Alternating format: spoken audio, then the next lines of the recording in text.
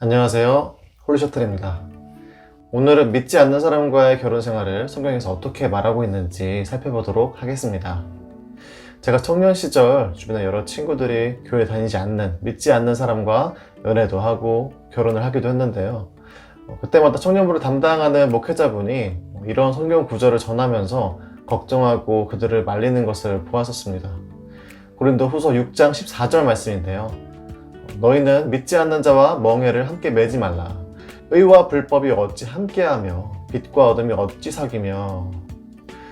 그 당시에는 그런가 보다 하고 넘어갔는데 오늘날 이 본문의 앞뒤 상황을 살펴보니까 세상과 타협하며 살아가지 말라는 것이지 꼭 부부관계를 특정하는 구절은 아니었어요.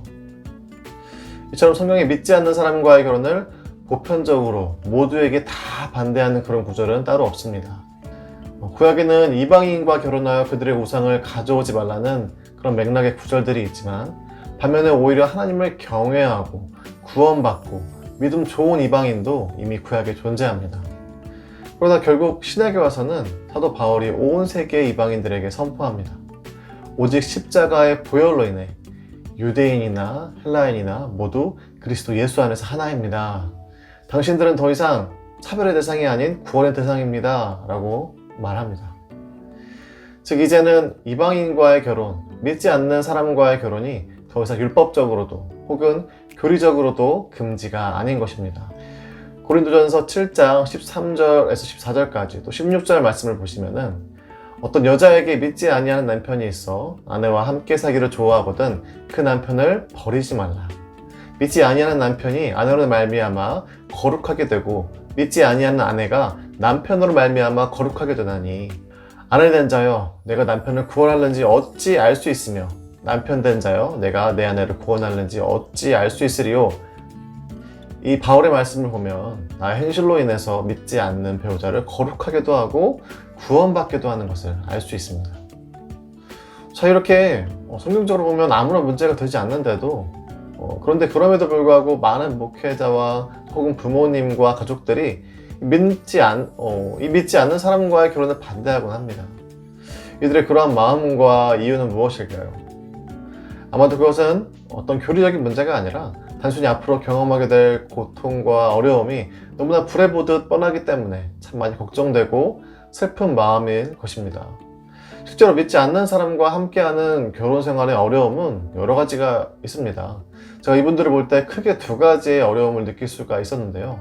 첫째는 부부가 삶을 대한 태도가 다르고 추구하는 인생의 방향이 다르기 때문에 내면의 영적인 대화가 통하지 않으며 찾아오는 그런 고통스러움과 외로움이 있습니다. 둘째는 본인 스스로가 거룩하기보다 그 믿지 않는 배우자 영향을 더 받아서 결국에 합리화를 하고 타협하게 되고 세상의 유혹에 넘어지기가 쉽다는 것입니다. 그래서 교회에서 내가 아끼는 청년이라면 혹은 내가 사랑하는 가족이 그런 결혼 생활을 한다면 힘들까봐, 고통스러울까봐, 또 넘어질까봐 걱정이 되고 뜯어 말리는 것입니다. 이때 이런 말을 듣는 당사자는 어떨까요? 사실 진짜 사랑이라는 것은 그 무엇으로도 주변의 만류에도 결국 막을 수가 없죠. 교제하는 것을 응원받거나 지지받지 못해도 아무리 고통스럽고 괴로울 것이 예상되어도 정말 사랑한다면 어쩔 수가 없습니다. 그런데요, 여기 놀라운 사실은 우리 하나님도 똑같이 그렇게 사랑하신다는 것입니다. 구약 성경 내내 하나님의 고통스러운 마음으로 이스라엘 백성들을 사랑하셨습니다. 자꾸만 죄를 짓고 우상을 섬기고 영적으로 타락하는 이스라엘 백성을 바라보는 하나님의 마음은 아프고 괴로우셨지만 그래도 포기하지 않고 끝까지 사랑하십니다. 이것을 예언으로 보여주시기 위해 하나님은 특별히 호세아 선지자에게 창녀인 고멜과 결혼하라고도 합니다. 호세아 3장 1절 말씀인데요. 여호와께서 내게 이르시되 이스라엘 자손이 다른 신을 섬기고 건포도 과자를 즐길지라도 여호와가 그들을 사랑하나니 너는 또 가서 타인의 사랑을 받아 음녀가 된 그 여자를 사랑하라 하시기로.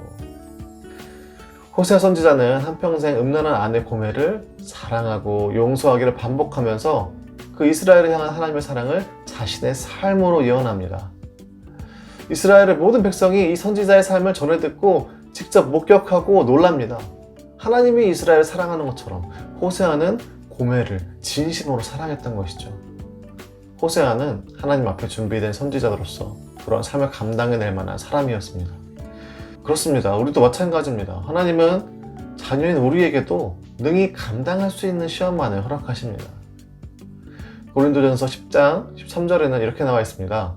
사람이 감당할 시험 밖에는 너희가 당한 것이 없나니 오직 하나님은 미쁘사 너희가 감당하지 못할 시험 당함을 허락하지 아니하시고 시험 당할 즈음에 또한 피할 길을 내사 너희로 능히 감당하게 하시느니라.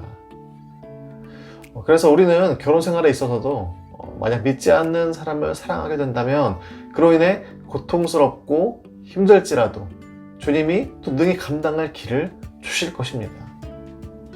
믿지 않는 사람과 결혼 생활에서 내 인생이 불행하게 될까봐 걱정되겠지만 사실 믿는 사람과 사랑하고 결혼한다고 해서 부부가 늘 행복한 것은 아닙니다. 믿는 사람이건 믿지 않는 사람이건 결혼에 있어서 하나님의 사랑에 대한 깊은 이해가 없으면 결국 그 누구와도 살아가면서 불행해질 수밖에 없습니다. 그 하나님의 사랑이 무엇인가요? 죄인된 우리를 위해서 아들까지 내어주시고 또 우리를 오래 참아주시고 우리의 약한 모습 있는 그대로 받아주시는 것처럼 우리도 배우자를 그렇게 사랑해야 합니다. 오늘의 결론, 믿지 않는 사람과의 결혼이 성경적으로는 문제가 없으나 삶이 고통스러울 수 있습니다. 그러나 괜찮습니다. 하나님께 나아가면 그 고통은 능히 감당할 만한 것입니다. 믿는 사람과 결혼해도 고통은 있습니다. 오히려 하나님도 이와 똑같은 방법으로 믿지 않았던 우리를 사랑해 주시고 아들을 주신 것을 기억하십시오. 우리도 그렇게 능히 감당할 만한 고통 가운데 끝까지 사랑하기로 결심하고 나아간다면 우리의 모습도 조금씩 하나님의 사랑을 닮아갈 것입니다. 앞으로 여러분의 결혼 생활 가운데 이런 하나님의 사랑을 깊이 경험하시기를 소망합니다.